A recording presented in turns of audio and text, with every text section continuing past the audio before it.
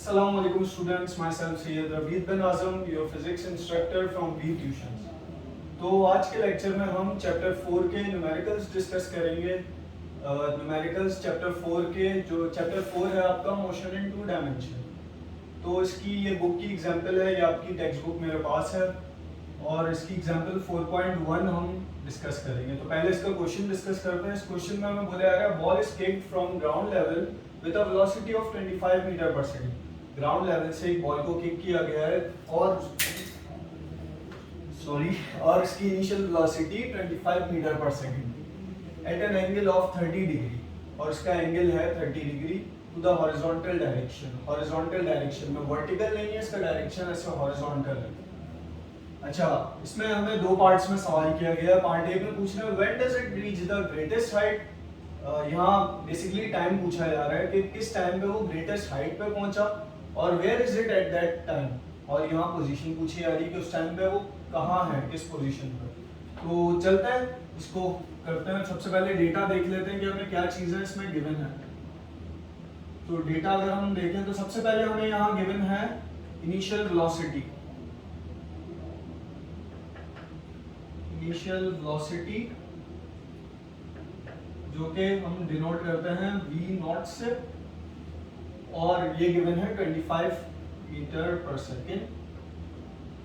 इसके बाद हमें एंगल गिवन है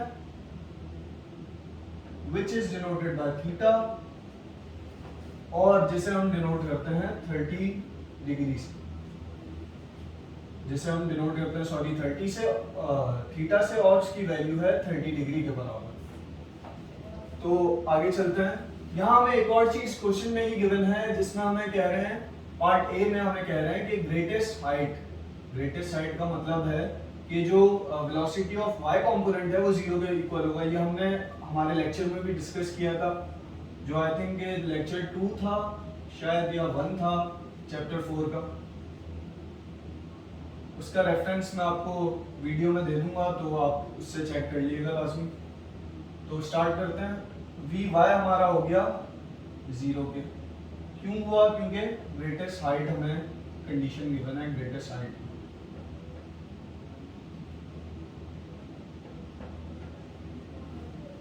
तो आगे बढ़ते हैं इसके सॉल्यूशन की तरफ। इसके सॉल्यूशन के लिए जो हमारे पास सबसे पहले फॉर्मूला है जो पार्ट ए के लिए है। पार्ट ए को करने के लिए हमें चाहिए पार्ट ए में हमें पता है कि वी वाई की जो वैल्यू है वो बराबर होती है वी नॉट वाई के माइनस जी टी। इसके इक्वल वैल्यू होती है। ये फॉर्मूला हमने लिखवाया था, जो आपको याद होगा कि एक लिस्ट बनवाई थी फॉर्मूलाज की, जिसमें तकरीबन 6 फॉर्मूलाज थे, एक्स कंपोनेंट्स के अलग और वाई कंपोनेंट के अलग। उसमें ये फॉर्मूला था। अगर हम इधर से टाइम पीरियड की वैल्यू निकालना चाहें, टाइम की वैल्यू, तो इस t को हम इंडिपेंडेंट करेंगे। इसको इंडिपेंडेंट करने का सिंपल तरीका है कि हम सबसे पहले तो इस पूरी टर्म को लेकर जाएंगे इक्वल टू की दूसरी साइड। तो ये पूरी टर्म हो जाएगी हमारी पॉजिटिव gt, और इस टर्म को हम उठा के यहाँ ले आएंगे, तो ये हमारी टर्म हो जाएगी negative vy।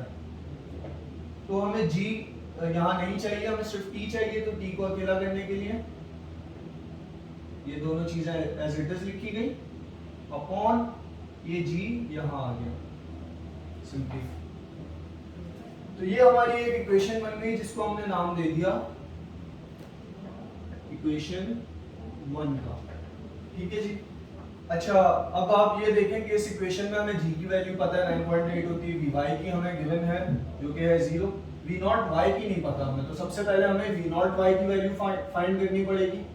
v naught y की वैल्यू फाइंड करने के लिए हम क्या करेंगे, again v not sin theta, ये चीज हमने की थी अगेन उसी लेक्चर में। v नॉट sin थीटा से हम v नॉट y की वैल्यू निकाल लेंगे। v नॉट की वैल्यू हमें पता है 25 है, और sin थीटा यहाँ 30 है। तो v नॉट y की हमारे पास वैल्यू आ गई। मेरे पास क्योंकि कैलकुलेटर नहीं है तो मैं इसी से देख के कर रहा हूँ, कैलकुलेटर भी मेरे हाथ में नहीं है। तो हमारे पास v नॉट y की वैल्यू आ गई 12.5। आप कैलकुलेट कर लें इसको। तो इजीली कैलकुलेटर में डाल दें साइन थीटा पहले, जो कि मेरे ख्याल से 0.5 आएगा, और 0.5 और 25 से मल्टीप्लाई कराएं तो 12.5 हो जाएगा, और इसका यूनिट मीटर पर सेकंड आ गया वेलोसिटी का। अब हमारे पास जब ये वैल्यू आ गई तो हम सिंपली इस वैल्यू में पुट करेंगे और हमारा ए पार्ट कंप्लीट हो जाएगा, टाइम पीरियड वाला पार्ट। तो v नॉट y की जगह हम पुट कर देंगे इसकी वैल्यू विच इज 12.5, और बीच में माइनस की साइन, और vy की जगह इसकी वैल्यू विच इज 0/9.8।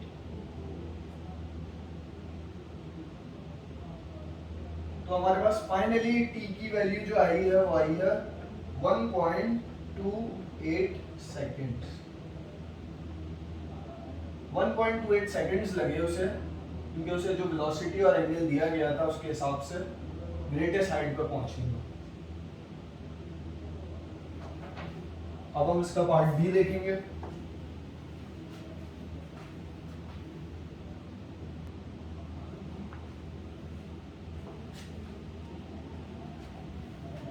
स्टूडेंट्स हम पार्ट बी की तरफ चलते हैं, पार्ट ए हमने कर लिया।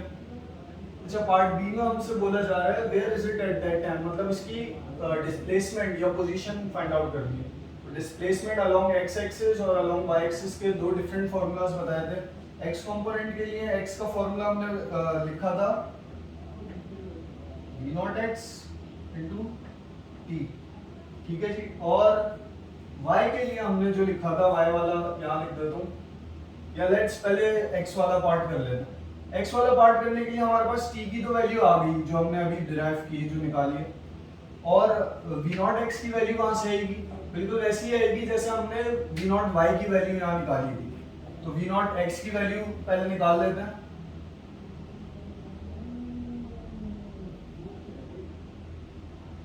v not cos theta, v naught y के लिए v नॉट sin थीटा की यूज किया था हमने फंक्शन sin थीटा का, यहाँ cos थीटा का फंक्शन आ जाएगा।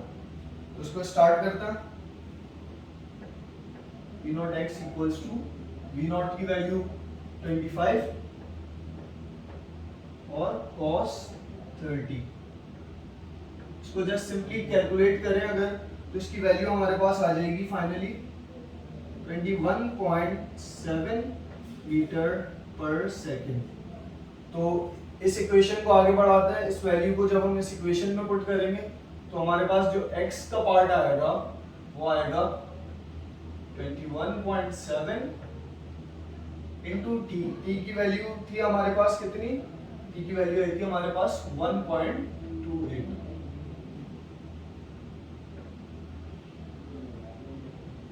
तो जी ये दोनों वैल्यूज हमने पुट कर दी। अब इन दोनों को सिंपली हमें मल्टीप्लाई करना है। तो मल्टीप्लाई करके जो इनका आंसर हमारे पास आएगा वो आएगा 27.8, और क्योंकि ये एक डिस्प्लेसमेंट है तो उसको हम शो करेंगे मीटर से।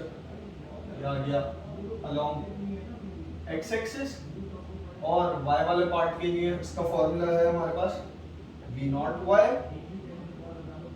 t minus half g t square. ये फॉर्मूला कैसे डिराइव हुआ है मैंने उस लेक्चर में समझाया था। s equals to v i t minus half a t square, उसी फॉर्मूले से डिराइव हुआ। अच्छा जी, वैल्यूज इनकी पुट करना शुरू करते हैं। इसकी वैल्यू हमने निकाली थी 12.5, t की वैल्यू थी हमारे पास 1.28 माइनस हाफ, और g की वैल्यू हमें पता है 9.8, और t की वैल्यू अगेन 1.28 का स्क्वायर लेना। तो ये y पार्ट इक्वल आ गया हमारे। जब हमने इन सबको कैलकुलेट किया, इस पार्ट को अलग से कैलकुलेट करना है, बीच में माइनस की साइन, फिर इस पार्ट को कैलकुलेट करना है, फिर इन दोनों की वैल्यूज को आपस में माइनस कर दें। तो हमारे पास फाइनल आंसर आ रहा है